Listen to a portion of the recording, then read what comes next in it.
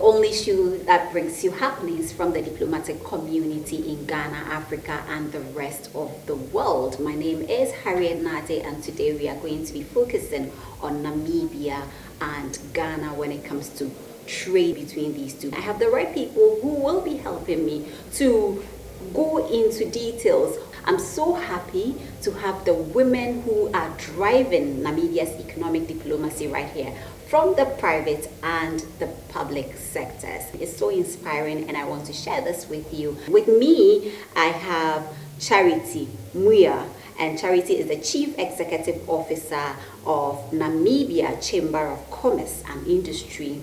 And of course, I also have Nangula Wanja.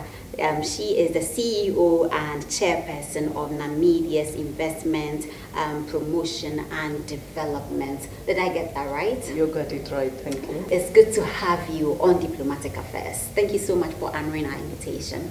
It's great to be here. Thank you. I'm very curious. You know, when I received an email from the Namibian High Commission here in Accra concerning this all-important event, I was asking so many questions, and I do know that the business community would also want to know more about this event. I will start with Charity, so Charity can tell me more about why you are here, then we can take it from there. Okay. I would have wished that maybe she started, because she's the driver of actually organizing the Namibian whole delegation getting in here. You know, the World Trade Center General Assembly happens annually around the world, but this is the first time that is actually being hosted in Sub-Saharan Africa.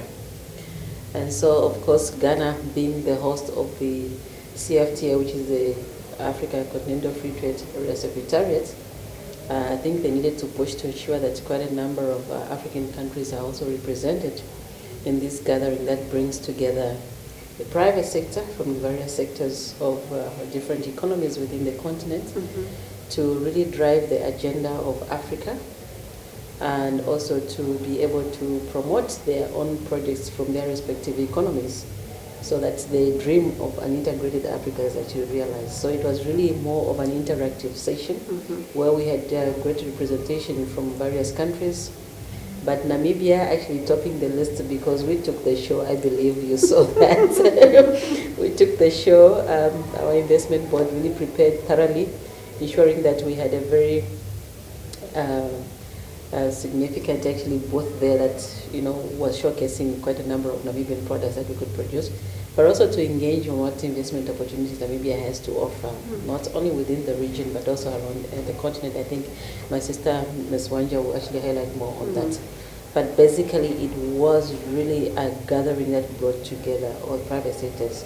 There were specific sectors of focus for this event, I want to believe, and these were mainly from the tourism sector, the energy sector, the mining sector. I left anyone out, basically. So, but it was still open also from agriculture, other countries as well. So, in the case of Namibia, what we did, in as much as those sectors were the focus areas, we really left it open, because we thought, particularly our SME sector, most of the African economies are really run by the SME sector. So for us, it was important to just open it out for them, so that, you know, they can also have an opportunity to see what, you know, they can be able, what opportunities are there for them, and how this integration really, what it really means to them in a nutshell. Right. For me, I am very much interested in the opportunities what Namibia has to offer Africa. We'll look at Africa first, because it's all about economic diplomacy, integrating Africa and building bigger markets for the entire African continent to do business with each other. So this is a fine opportunity. Let me come to Nangula. Is this your first time in Ghana? It's not my first time. I have been to Ghana before, so I'm actually in the public sector for just over 2 years. And in my previous career, I have visited Ghana because I worked for a company that also operates across Africa. But yeah, it was a brief visit, and it is good to be back here again. It's good to have you back again. Thank you. Let's talk about the public sector. We are looking at the private and the public sector working together. Of course, like she rightly stated, I think all over the world, there is no way you can talk about building a very vibrant or robust economy without actually putting in place the right measures for SMEs to thrive. So this is certainly a step in the right direction. Let's talk about from the public sector. What are we looking at? So I think what we look at the public sector is really an enabler of the environment, making sure that we create an environment for the private sector to thrive. So where we started from, example, for Namibia, we said that yes, Namibia economy, for example, if we start there, has been growing over a number of years. But that growth came to a standstill around about 2015. And when we reviewed, we found out that Namibia, the public sector is predominant, and therefore it sometimes crowds out the private sector. And therefore we were growing our country on the back of commodities, which is of course diamond and various natural resources, just like many other African countries. We were growing it on the back of government spending, which was high, and then we were growing it on the back of non-tradables. Non-tradables is of course construction, products and services that are consumed where they are produced. So when we had then a review, we found out that if we are to grow our economy, then we need to increase the private sector involvement in the economy. And therefore, government has to step up its role as an enabler and allow in the private sector to take the space, so that when you look at the economic equation of government, of economic growth being the sum of consumer spending, government spending, investment, plus the net of import and export, we believe that one lever that we have to pull as Namibia is the private sector. But for that to happen, government need to put the structures in place. Because if you want infrastructure, yes, you will need a lot of government support for infrastructure. If you want an enabling environment and to attract investment, you need to have a good policy, you need to have good legislation and so on. So even if we start just with the Africa Continental Free Trade Agreement, it starts as a dream by our politicians. They first come together and then they say, number one, we want to, what type of Africa do we want? And then they talk about Agenda 2063. And from a practical view, they say, this is the Africa we want. And if this is the Africa we want, then which instruments do we need to put that Africa in place? They come up with the instrument and say, one of the instruments that we need is inter-Africa trade. Currently, we are not trading sufficiently among ourselves as African countries. When we look at the Asians, when we look at the Americas, when we look at the Europeans, they are trading among themselves between 50 to 70%. But among Africans, our trade among ourselves is probably somewhere in the region of below 10. And therefore, if we want to grow Africa, if we want to increase employment of Africa, we need to trade among ourselves. And therefore, that instrument. But that trade is facilitated by government, but it's implemented by the private sector. And that's why then we as the public sector, we need to open doors for our private sector to take those opportunities. And if every one of us play our roles and we play that on the back of trust, then we'll be able to create the environment that is necessary for us to thrive and to create jobs for our children and our children's children. I love Africa. The idea of creating jobs. You talked about Africa not trading with itself enough. Yes. Can we just talk about some of the challenges that were identified in your meeting? Some of the things that came up in your meeting when you talk about Africa not trading enough with itself?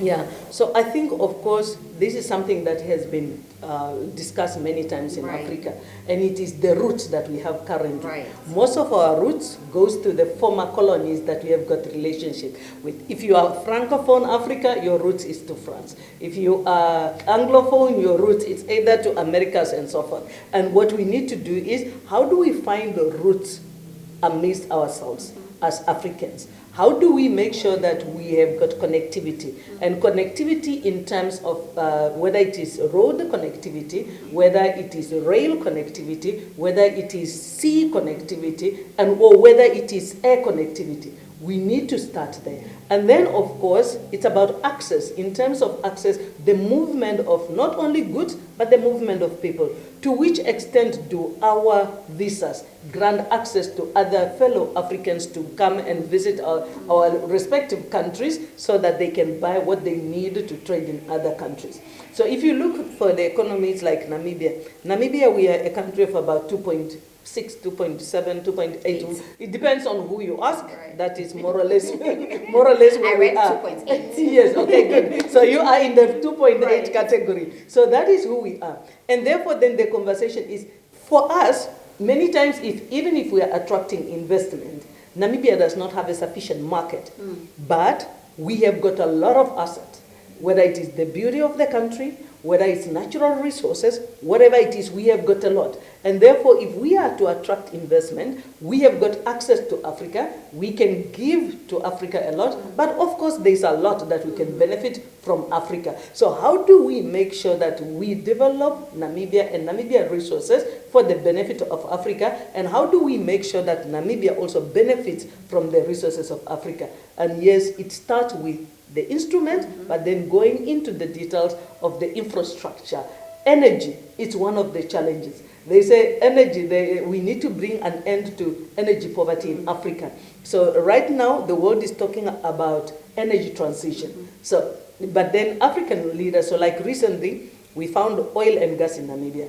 And then we are being told we are talking about energy transition. People are moving to clean energy. Yes, in Namibia we're talking about green hydrogen. So how can you as Namibia develop your oil and gas at this time when the world is moving? And we're saying, we Africa, we have nothing to transition from. We are actually at zero. We are in energy poverty. So please first help us to get some energy, and then we can transition like everybody else is transitioning. So our priority as Africa is to end the energy poverty. But yes, we can develop like Namibia in terms of energy. That's why it is one of our top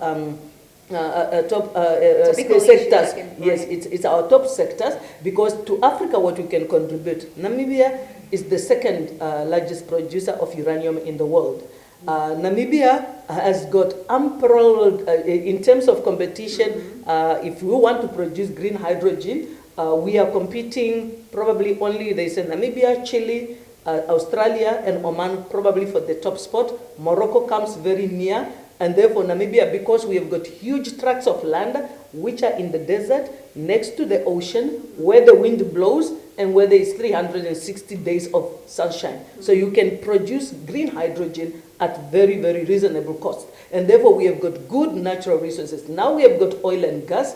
And then of course, given all of that, then definitely we have got abundant energy. However, we are 2.8 million. How much do we do with that energy? So now we want to produce that energy, but we want to export. Currently, most of the export is planned to go to Europe, while we have got energy poverty in Africa. How do we make sure that that energy resources of Namibia are also used in electrifying and also supporting the end of energy poverty in Africa? Awesome.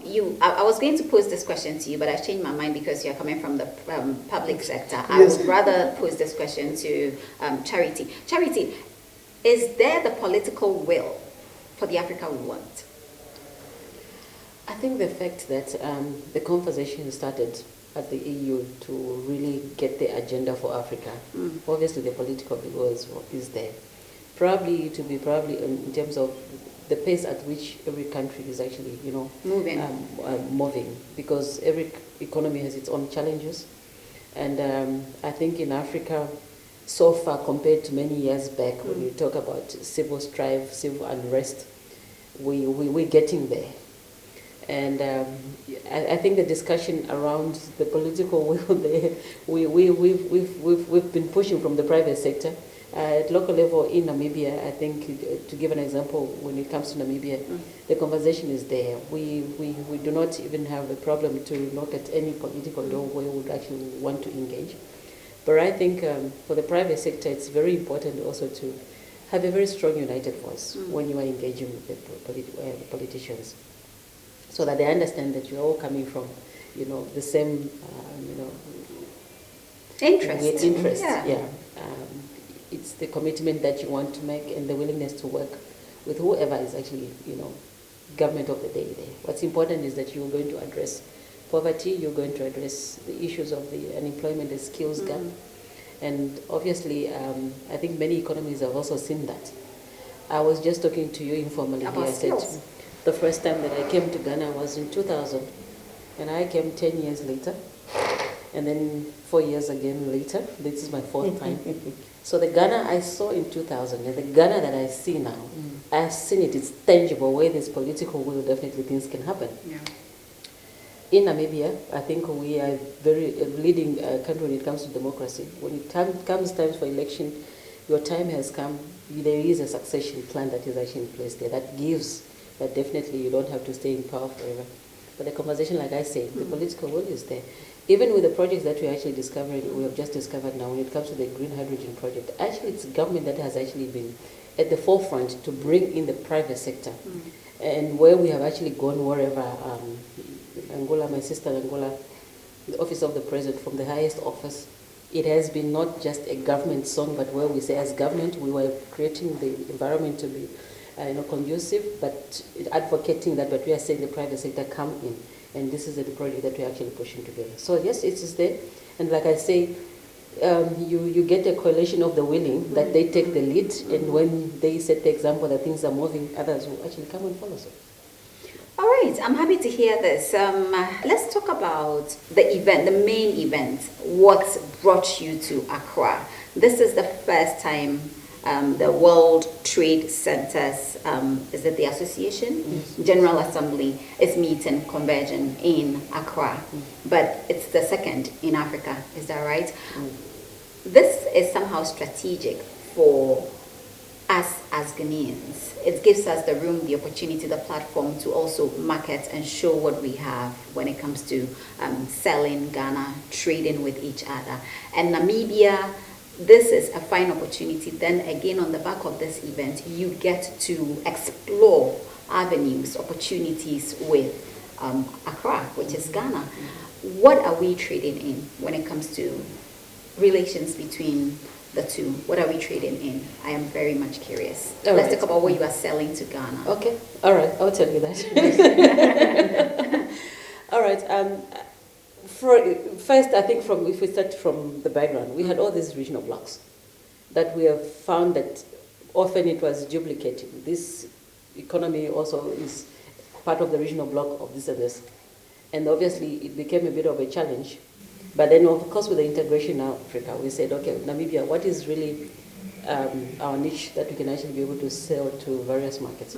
Now, with Ghana, what we started already, we are actually exporting our meat, our beef. So you will have a taste of our beef there when you actually come there. Now, today it was very interesting because we went to one of the factories, the cocoa factory, and they indicated to us that the best end product that you can make from the cocoa, the best milk to use is the goat milk.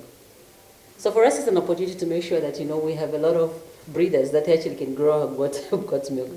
Not to export our milk raw here, but to import the cocoa there so that we can actually make our own products as well there. So these are things that we're looking at. The cosmetic industry as well. I know Ghana is doing pretty well in the cosmetic industry, but Namibia is able to supply the raw materials. But we also don't want to just be exporting the raw materials, value. But also what can we get from Ghana, Right. the cheaper. It only takes 6 to 7 days from Tema port to our port to export. So obviously that makes even exports actually much quicker. But we're looking at also expanding. What other areas should we actually be looking at? We had a discussion with the sister chamber in Ghana, where we saw obviously Namibia has not yet had a bilateral to look at the list of product lists that we can be able to exchange. So that is something that we would actually be investigating. But I think from this visit it was good for us to actually open up and see what we can. The textile industry, you're doing pretty well. We are actually growing and trying to expand on our garment industry, and the sources usually are coming mostly from Asia, and I believe that we can actually be looking at Ghana and how we can actually be able to export some of this actually to Namibia. But also, I think you've got an advantage that you've got a larger pool of skills in here. The factory that we went to was literally actually constructed and designed by your own engineers. You've got your own laboratory and all the biologists that are doing all that work. So I think these are some of the things that we could be actually, not just products, but also the skills transfer, I think between our countries would actually be looking at. Your last words, so I can release you because I know there is an event happening out there. You have to be part of it. Your last words. What does the future hold for Africa? No, people were saying that Africa is the future, and somebody says Africa is today. So Africa is not the future. And somebody also said, ignore Africa at your own peril. So this is not the time to ignore Africa. If the world is going to grow, if world GDP is going to grow, Africa GDP need to grow. Unfortunately, the world can no longer grow without Africa. Or fortunately, the world can no longer grow without Africa. And therefore, it is our time, and we need to make sure that we're prepared. Because if we are not prepared, normally I tell people, if you enter into a negotiation, the other party know what they want from you, and you don't know what you want from them, then you will get the short end of the stick. Therefore, as Africa, we need to know, I think I was talking to colleagues here yesterday, your friend is fellow African. Everybody else, it's a business deal, and it's a business transaction. And therefore, when we engage with our colleagues from outside the continent of Africa, we must understand that we are doing a deal. Whether they come and they say they are friends, thank you for your friendship, but let's just enter in a deal where you will get your benefit, I will get our benefit, and to some extent, let's push for a closer to win-win association that we can get. But there is no way that you are coming to do me a favor. You are coming to get something, and there's something in it for you, there's something in it for me, and therefore we are equal partners. And the world for Africa aid has to come to an end, because we can trade. And we need to attract investment among ourselves and yes, from outside, so that we can build an Africa that is based on trade and based on having equal partner discussions with other people, not on receiving aid from others, and then we feel like we are charity based. Can we walk the talk? Where do we go from here? Africa needs to be very well prepared in terms of this journey that we're taking. Not only looking at issues of trade, but I believe so much that we need to skill up our own people. And the skills is so much actually within the continent as well. It's just that now we have actually confined and we're exporting this skill to other economies that we actually try to develop instead of really getting the skills within our economies so that we can actually grow our own economies. The future also lies in the hands of the youth and the women. We need to pay particular attention to this sector of our economy. And I believe that with the coming into being of so many new industries that are actually there, how well do we prepare ourselves for this industry that we become very competitive? It's very, very critical for Africa to make sure that that skills gap is really addressed as well. And then also in terms of the pool, you know, most of the time, most of African economies, like I said in the beginning, are really run by our SME sector. How well are we supporting that sector to make sure that they become very competitive, not just within the continent, but as we look also to go to other markets? So definitely the future is within Africa's hands. The answer lies within our hands. The answer lies within our hands. Well, thank you so much to Charity Muya, the Chief Executive Officer of Namibia's Chamber of Commerce and Industry. Thank you so much for coming on the show. And of course, Nangula Wanja, the CEO and Chairperson of Namibia's Investments Promotion and Development. Thank you so much for coming. It's a pleasure. Yeah, thank you so much. Well, you ignore Africa at your own peril, and of course we say the future is in our hands. It's partnership and not aid. That is what we want at the end of the day. It's been another informative and insightful edition of Diplomatic Affairs as we focus on Namibia and Ghana Business Forum on the back of the World Trade Centers Association General Assembly meeting here in Accra. And so we're bringing you more right after this one. My name is Harriet Nati. Stick and stay with us.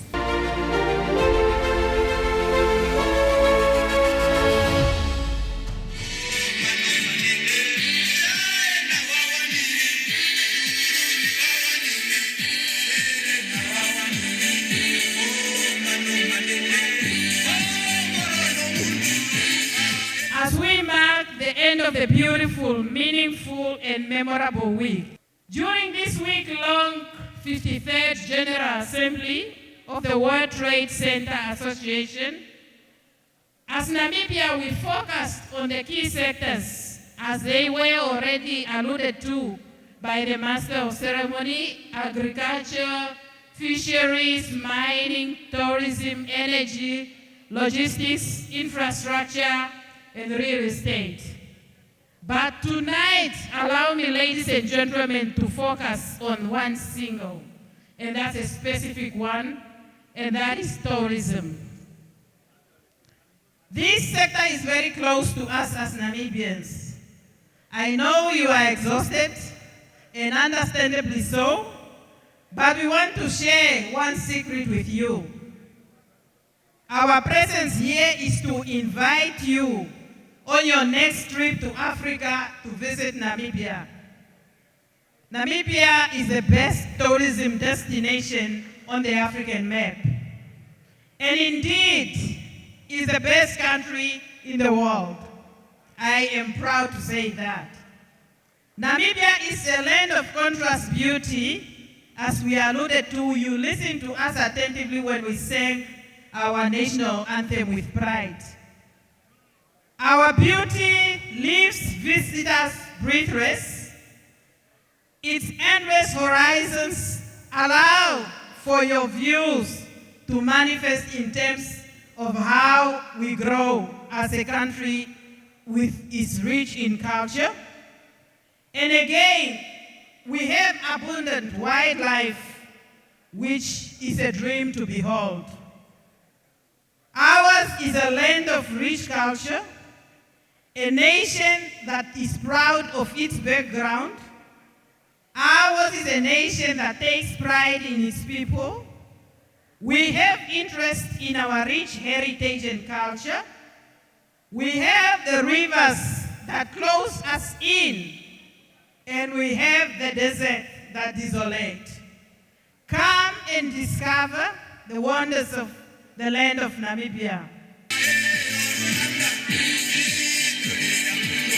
You're still watching Diplomatic Affairs, and we are coming to you from the Kempinski Gold Coast City Hotel right here in Accra. It's all about the World Trade Centers Association General Meeting, which took place right here in Accra, bringing the entire world eyeballs to Accra. Of course, we have been speaking to the people who made this event possible. With me right now is Adam Kofi Yewuche, who is the Executive Director for the World Trade Center Accra. I would like to find out the role they played and, of course, how strategic and the prospects regarding this particular event. Adam, you're welcome to Diplomatic Affairs. Thank you, Harriet. It's a pleasure to be on your show, on your program, and to talk to you. It's been a long time. It's been a long time. Yes.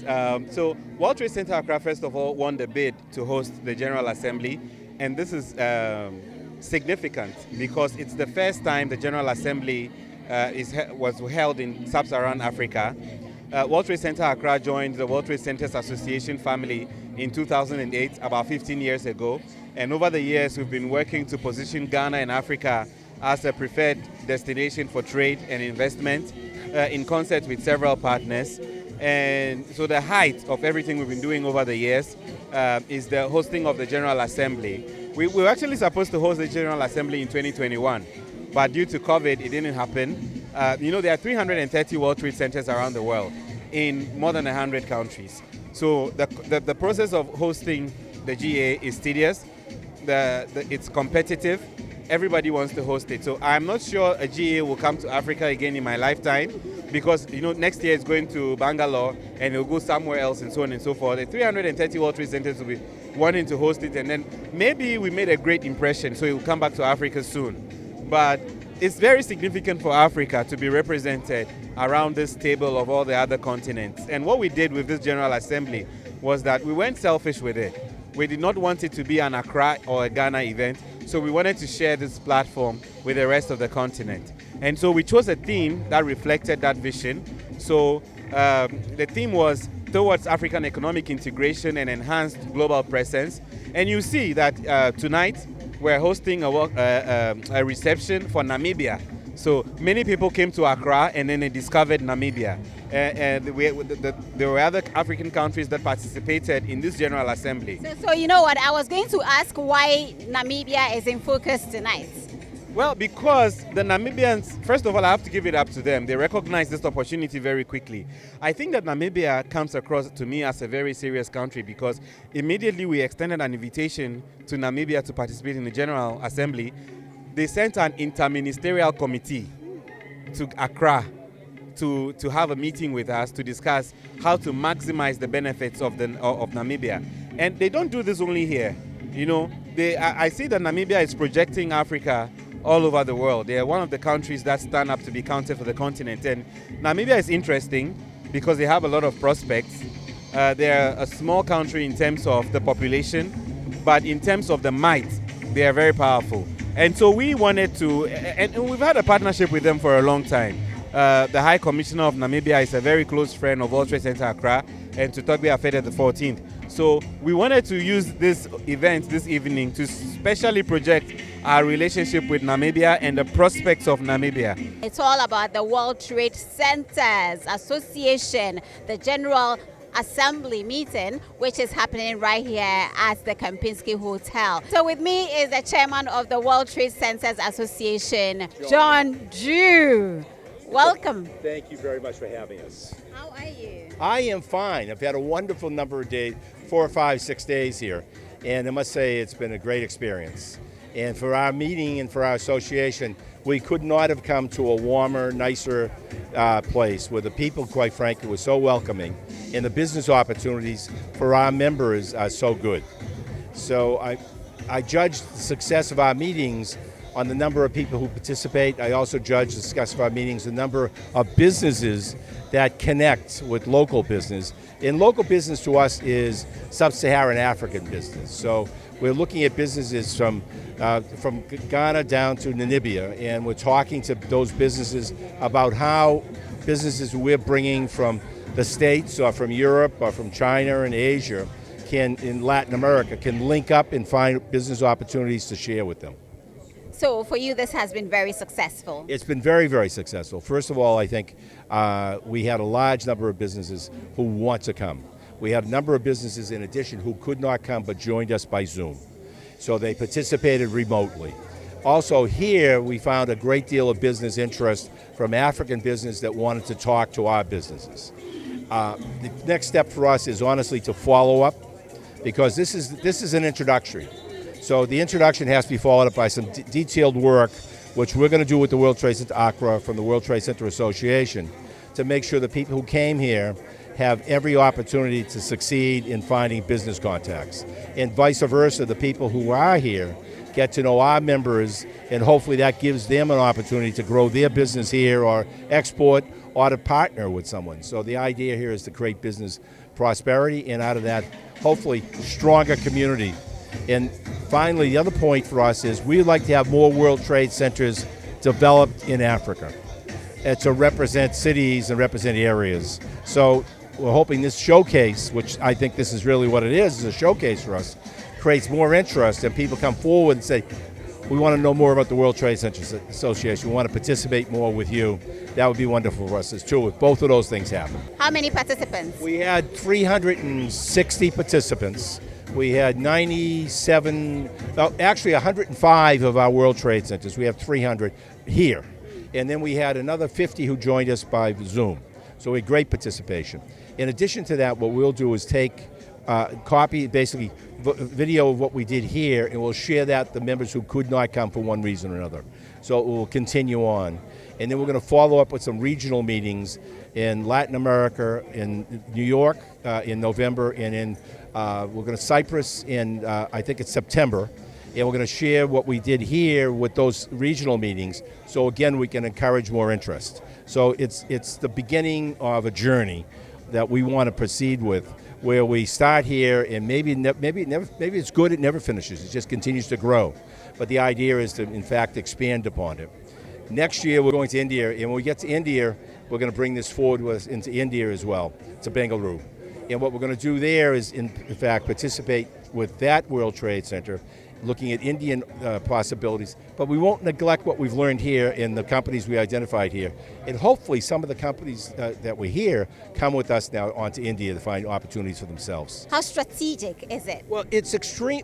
I must tell you it's overdue. I said before we went on the air, I apologize for us being so slow, but it's very strategic. The thought process for us is strengthen our members, help them succeed, and secondly, grow the association so we have more members, new ideas, and better business opportunities. This falls into the grow new members, better opportunities, and to grow our association in a strategic way. So that's really the background of coming here. But the obvious reason is as this area sort of cements itself into more of a business continent, and you work more closely together, this is a great place to start our relationship, because ACRA's been a member with us for 15 years. We had planned to come here 2 years ago, but COVID stopped us, so we postponed it. We didn't go anywhere place else, so let me be clear about that. Right. But we came here as soon as we could. But the good news about that is it allowed us to build even greater interest in coming here, because of the meetings that we had, networking we did, getting more people excited about coming here. So I think the delay was probably in our interest. But finally, coming here and having the last few days of business contact, meeting the government leaders, meeting the government leaders from Namibia who are here tonight with us, has given us even more opportunity to talk about, and because now we know more about what can be done. And vice versa, it's given, I think, the members here in Africa an opportunity to know more about our members elsewhere.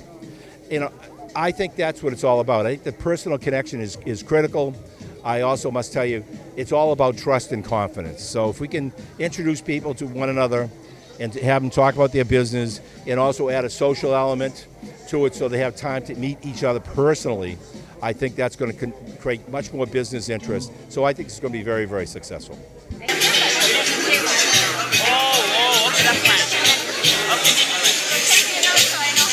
So we're still talking to the people who made this possible. It's all about the World Trade Centers Association General Meeting, with Namibia playing a very important role as Accra hosts the event. With me is the High Commissioner of Namibia to Ghana to tell us how strategic this is for Namibia and for Africa. Your Excellency, welcome to Diplomatic Affairs. Thank you, Ariel. Thanks. Let's talk about tonight. Let's talk about the entire event. Yes. How is this good for Africa? You know, it's actually very good and critical for Africa, because you just look at the theme. The theme of the whole assembly was, Africa's economic integration for enhanced global presence. And that's exactly what we want. Why are we talking about intra-African trade? We actually want to be known for right reasons globally. At the moment, we are suppliers of raw materials. So unless we industrialize, we'll be at the periphery of global trade. And I think for me, this was really an opportunity to engage, investors, business people from across the world, and to simply tell them that Africa is here, we are open for business, but more particularly, Namibia is here. Please come and explore our business opportunities. It was an opportunity for Namibia to also meet the Ghanaians who are in position to firm up trade between Namibia and Ghana. Yes. Where do we go from here? Well, I think what we go from here is really follow up. There was a big, strong showing from Ghanaian business people. And with all events of this magnitude, the momentum ends when the events end. So I think what we are going to do as Namibia is to engage those Ghanaian business people, especially those who came to our booth, took interest in our products, because what we want is, a win-win situation for us all. Namibia go to Ghana, explore business opportunities, and Ghana does the same. Well, thank you so much, and congratulations.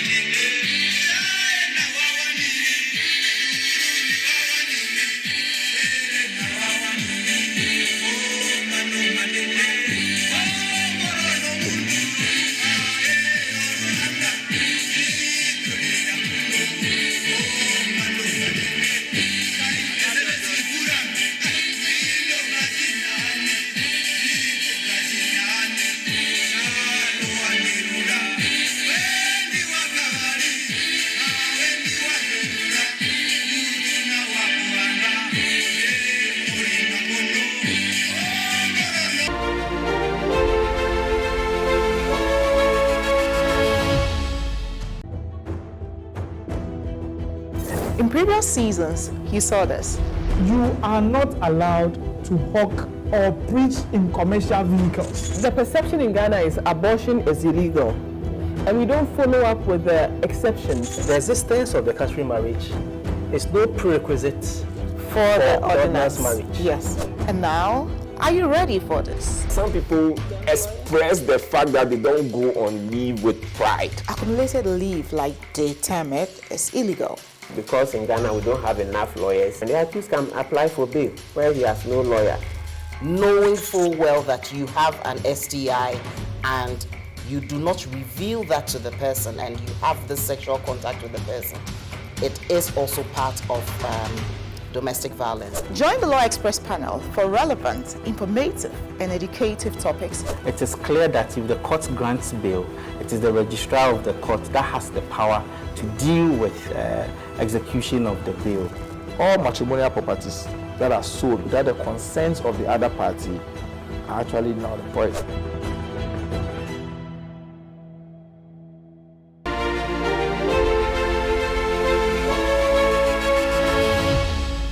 Hello, welcome to another insightful edition of the only show that projects happenings in the diplomatic community in Ghana, Africa, and the rest of the world. My name is Harriet Nate.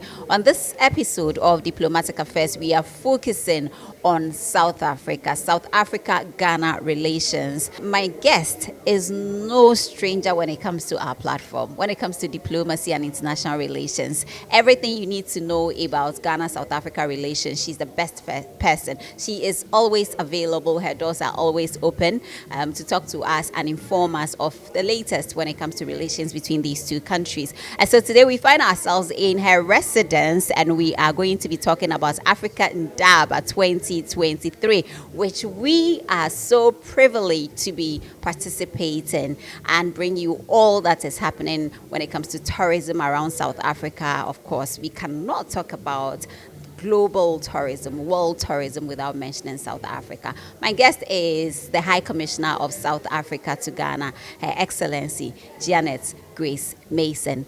It's good to have you again on Diplomatic Affairs. Sawubona, Harriet, and Akwaba to the South African residents. How was South Africa recently? You've been in South Africa, you've been all over Africa. What is happening? I've been monitoring, following you keenly, so I can get all the updates for my audience.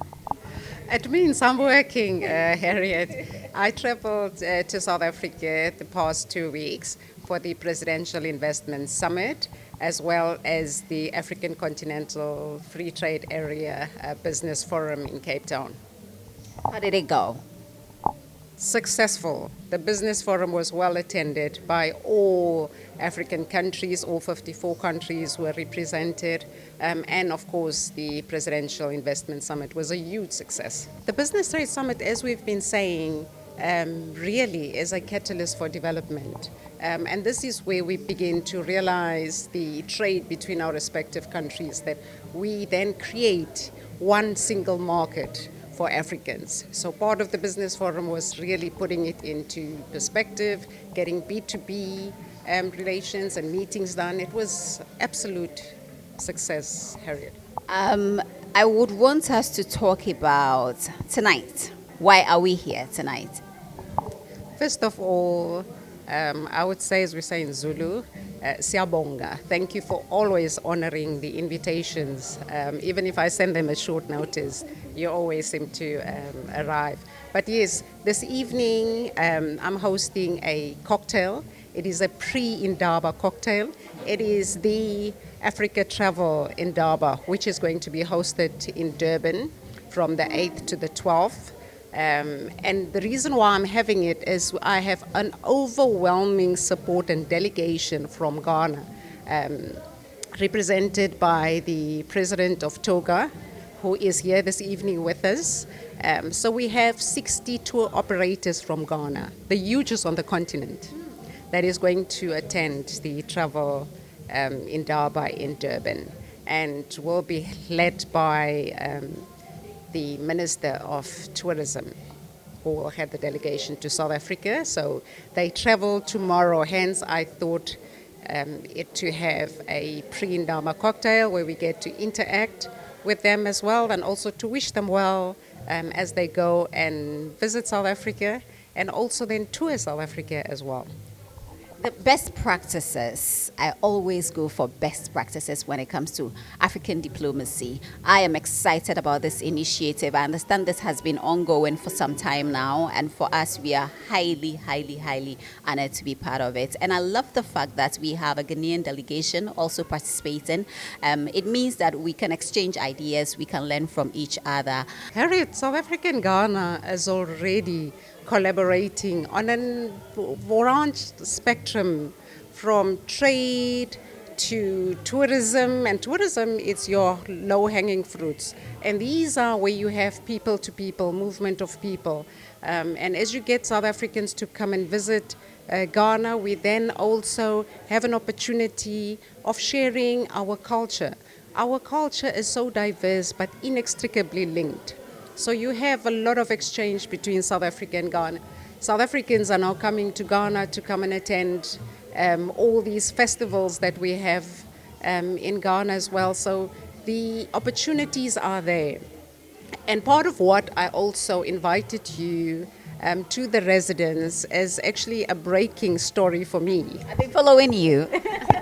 Absolutely. And I had just posted on my Instagram handle a breaking news that also just goes to shows how deepened our relations are, that we have a group of scientists and doctors from South Africa that came to Ghana for a health program, but you'll have a discussion with the head of the delegation, Dr. Satege, was leading the delegation, and the scientist, and they came to perform a procedure this morning. Just at 4 a.m. this morning, they had a procedure at the Kolebu Teaching Hospital, and that is treatment for prostate cancer. And this is the first treatment, targeted treatment, that was done out of South Africa into the continent, and Ghana was chosen. So that just to me means that there's so much that we are collaborating with between Ghana and South Africa, and a tremendous support that we receive from Ghana. Your Excellency, thank you so much. In fact, I am tempted to ask follow-up questions on the back of this breaking news, but I'm just going to try to, because I'm ready. I see they are ready, the delegation is ready, and they want to talk to us about, this particular partnership, the procedure which took place this morning, and also delve into other issues when it comes to the two countries in this area. Thank you always for having us, and of course, we look forward to hopefully meeting you, if not say hi from South Africa. Absolutely. Go and enjoy the Zulu culture and enjoy paragliding if your adrenaline is high. Go and do all the fun things in KZN province of South Africa, and come back and tell a good story. Well, thank you so much. Enjoy the rest of the evening. So that was the High Commissioner of South Africa to Ghana, Her Excellency Jeanet Mason, Grace Jeanet Mason, speaking to us about Africa Indaba. It's a travel expo initiative which happens every year, and of course it is one of the best. You find the whole world trooping to South Africa for this event.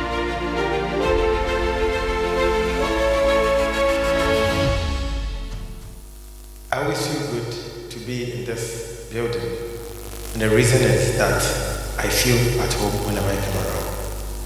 It is so because of the relationship between Ghana and South Africa. Earlier on, I think the MC mentioned the MOU we signed last year when we went to promote Ghana in South Africa. At the moment, I'm not too sure. Your Excellency High Commissioner, I know that people in government do not have to take visas to go to South Africa. And we pray it extends to the rest of Ghana, not just people in government. It is good we are looking within instead of or before we look at outside Africa. Thank God now Africans are beginning to think like Africans. We are beginning to work together, Africa Continental Free Trade Area. We are now beginning to see the beauty in what we have. Skin color, height, attitudes, culture that brings us together.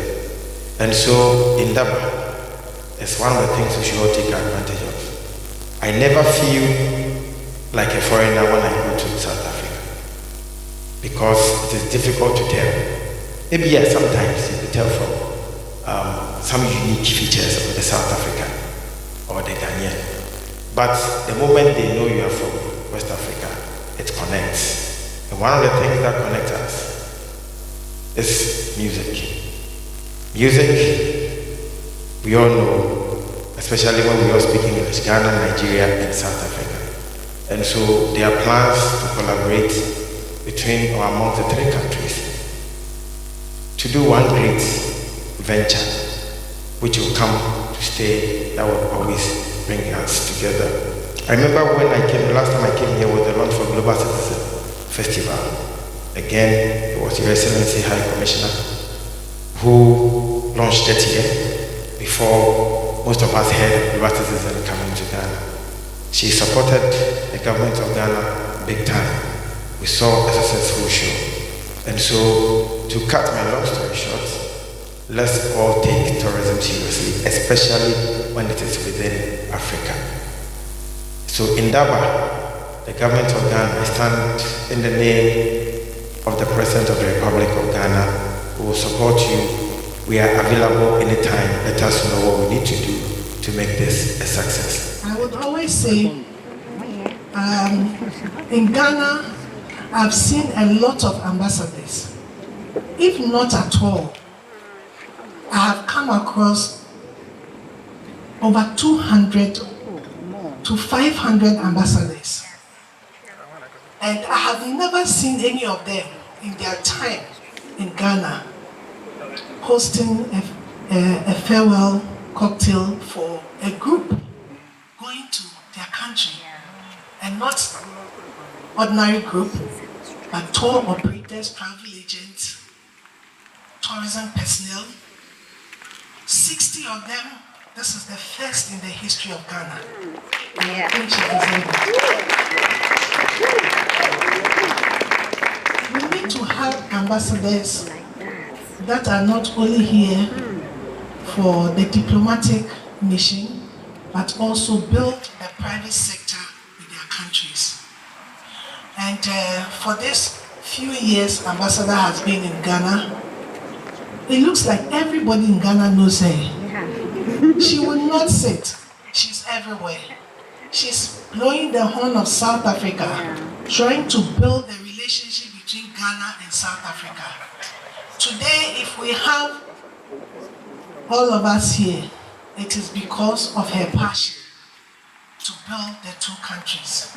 Not only for business, not only for diplomatic call, but also to build the relationship in the tourism hospitality between the two countries. I want to say a big thank you to our president, Madam Alisa. Little did we know that she has so much energy. I always say that when people are under pressure, can you imagine having 60 people, everybody calling you and asking you about something on the trip? You would definitely go slim, but she, with all the pressure, she's putting on weight. And this tells you how strong the Ghanaian woman is. She has surprised everybody in the tourism industry. We have all been presidents once upon a time in the tour operators. We have some presidents here. Actually, I'm one of the founders of the Tour Operators Union of Ghana. But for taking 60 tour operators outside Ghana, we had to coordinate. Never did we know that we were going to have a big number.